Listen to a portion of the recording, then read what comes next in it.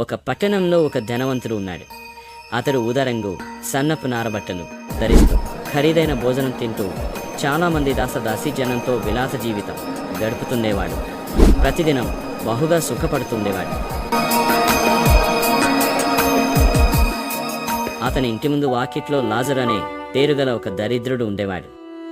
అతడు చినిగిపోయిన బట్టలతో, అతని ఒళ్లంతా కురుపులతో, పుండ్లతో నిండినవాడై ధనవంతుని ఇంటి వాకిట పడి ఉండేవాడు.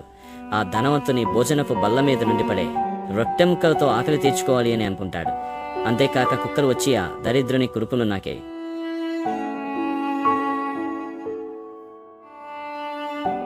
అతను ఈ లోకంలో ఆకలితో, పేదరికంతో, వ్యాధులతో ఎంతో బాధపడ్డాడు. కానీ ఎవరికీ కష్టం కలిగించలేదు. కొన్ని రోజులకు లాజరు చనిపోతాడు.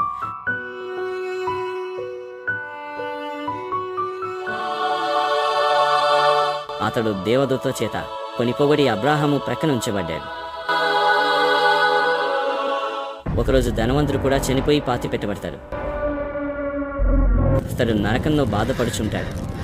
ఆ ధనవంతుడు కన్నులెత్తి దూరం నుండి అబ్రాహాము ప్రక్కన ఆనుకొని ఉన్న లాజరును చూచి, తండ్రివైన అబ్రాహామ, నా యందు కనికరపడి తన వ్రేలికొనను నీళ్లలో ముంచి నా నాలుకను చల్లార్చుటకు లాజరు పంపుము, నేను ఈ అగ్నిజ్వాలలో యాతన పడుచున్నాను అని కేకలు వేసి చెప్పాను.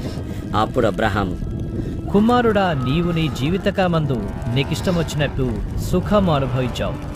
అలాగే లాజరు తన జీవితకాలమందు కష్టము అనుభవించేనని జ్ఞాపకం చేసుకో.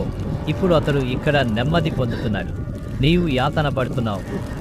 అంతేకాక ఇక్కడి నుండి నీ యొద్దకు గోరువారు దాటి భోజాల పొందినట్లు, అక్కడి వారు మా యొద్దకు దాటి రాజాల పొందినట్టును వీకును మాకును మధ్య మహా అగాధం ఉంచబడి ఉంది అని చెప్పాను. అప్పుడు ఆ ధనవంతుడు, తండ్రి, అలాగైతే నాకు 5 సహోదరులు ఉన్నారు. వారు ఈ వేదనకరమైన స్థలమునకు రాకుండా వారికి సాక్ష్యమిచ్చుటకే నా తండ్రి ఇంటికి ఆ లాజరుని పంపవలనని నిన్ను వేడుకొనుచున్నాను నేను. అందుకు అబ్రాహాము, వారి యొద్ద మోషేయు ప్రవక్తలను ఉన్నారు, వారి మాటలు వినవలెనని అతనితో చెప్పగా, అతడు, తండ్రివైన అబ్రాహామా, అలాగునవద్దు. మృతులలో నుండి ఒకడు వారి యొద్దకు వెళ్ళిన ఎడల వారు మారుమనస్సు పొందుదురని చెప్పాను. అందుకతడు, మోషేయు ప్రవక్తలను చెప్పిన మాటలు వారు వినని ఎడల మృతులలో నుండి ఒకడు లేచినను వారు నమ్మరని అతనితో చెప్పాను నేను. ఇది కథ కాదు, ఆ కాలంలో జరిగిన ఒక యథార్థ గాథ. ఇది మనకు ఒక పాఠం నేర్పుతుంది.